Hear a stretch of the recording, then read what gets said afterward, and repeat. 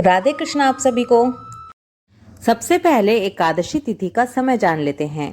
एकादशी तिथि शुरू हो रही है 21 जून सुबह 7:18 पर और ये एकादशी तिथि समाप्त हो रही है 22 जून सुबह 4:27 पर। जैसा कि हमने देखा कि एकादशी तिथि 21 जून को सूर्य उदय के बाद शुरू हो रही है और 22 तारीख को सूर्य उदय से पहले ही समाप्त हो रही है। इसलिए क्योंकि 21 जून को दशमी युक्त एकादशी है, इसीलिए सभी मंदिरों में, वृंदावन के सभी मंदिरों में 22 जून को ही योगिनी एकादशी का व्रत रखने के लिए कहा जा रहा है, क्योंकि दशमी युक्त एकादशी का व्रत कभी नहीं रखना चाहिए। वहीं खाटू श्याम जी सीकर में 21 जून को ही योगिनी एकादशी का व्रत रखा जाएगा। हम लोग भी पर्सनली 22 जून को ही योगिनी एकादशी का व्रत रखने वाले हैं, क्योंकि इस दिन त्रिस्पर्शा योग भी बन रहा है, जो कि बहुत ही शुभ और बहुत ही महत्वपूर्ण योग होता है, जिसमें व्रत रखने से हमें निर्जला एकादशी जैसे फल की प्राप्ति होती है। पूजा विधि की बात करते हैं।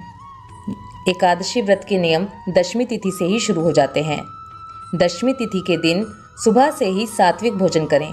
इस दिन किसी भी तरह का लहसुन, प्याज, मांस, मदिरा का सेवन बिल्कुल ना करें। सूरज छिपने से पहले खाना खा लेना चाहिए। ब्रह्मचर्य का पालन करते हुए जमीन पर सोना चाहिए। एकादशी के दिन सबसे पहले सुबह उठकर पानी में गंगा जल मिलाकर स्नान करें। एकादशी के दिन कोशिश करें कि ज़्यादा साफ सफाई ना करें, हो सके तो झाड़ू भी ना लगाएं, इससे सूक्ष्म जीवों के मरने का डर रहता है। नहाने के बाद स्वच्छ वस्त्र धारण करें। पूरे घर में गंगा जल के छींटे लगाएं। सूर्य देवता को जल अर्पित करें और इसके बाद अपनी पूजा की तैयारी करें। अपने लड्डू गोपाल, शालिग्राम जी, जो भी सेवित श्री विग्रह आपके पास हैं, उनको पंचामृत से स्नान कराएं। उनको सुंदर पीले वस्त्र पहनाएं और उनका बढ़िया श्रृंगार करें। इसके बाद एकादशी व्रत का संकल्प करें। एकादशी व्रत में व्रत का संकल्प अवश्य ही करना चाहिए। इसके बाद भगवान विष्णु को पीले फूल, मौसमी फल और तुलसी दल अर्पित करें। भगवान को पीली मखाने की खीर का भोग लगाएं। भगवान नारायण के साथ साथ माता लक्ष्मी की भी पूजा अवश्य ही करनी चाहिए। इसके बाद व्रत कथा सुने, एकादशी माता की आरती करें, विष्णु सहस्त्र नाम का पाठ करें, ओम नमो भगवते वासुदेवाय नमः इस मंत्र का जाप करें। इस दिन सुंदर कांड का पाठ करने से सभी बीमारियां दूर होती हैं, इसलिए योगिनी एकादशी पर सुंदर कांड का पाठ अवश्य ही करना चाहिए। इसके बाद विष्णु भगवान की आरती करें, माता लक्ष्मी की आरती करें और तुलसी माँ की पूजा करें। एकादशी के दिन तुलसा जी में जल नहीं दिया जाता और ना ही तुलसी पत्र तोड़ा जाता है, लेकिन तुलसा जी की पूजा एकादशी के दिन जरूर करनी चाहिए। शाम के समय भगवान विष्णु की और तुलसा जी की आरती करें और उसके बाद अपना व्रत खोलें।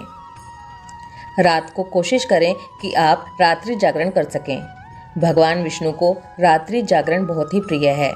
अगर आप पूरी रात नहीं जग सकते तो कम से कम रात के 1 बजे तक जागरण ज़रूर करें।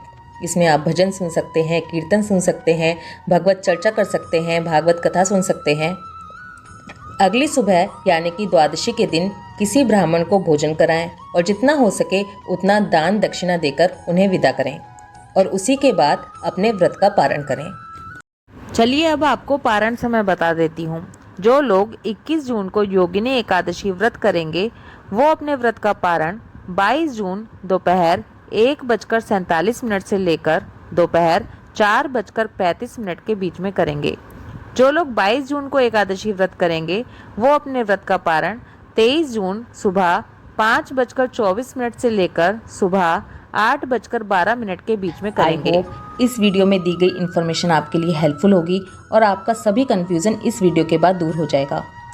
फिर भी अगर वीडियो से रिलेटेड कोई भी क्वेश्चन आपके पास हो तो प्लीज़ कमेंट ज़रूर कीजिए। ये जानकारी सभी लोगों तक पहुँचे, इसलिए वीडियो को ज़्यादा से ज़्यादा शेयर कीजिए। ओम नमो भगवते वासुदेवाय नमः।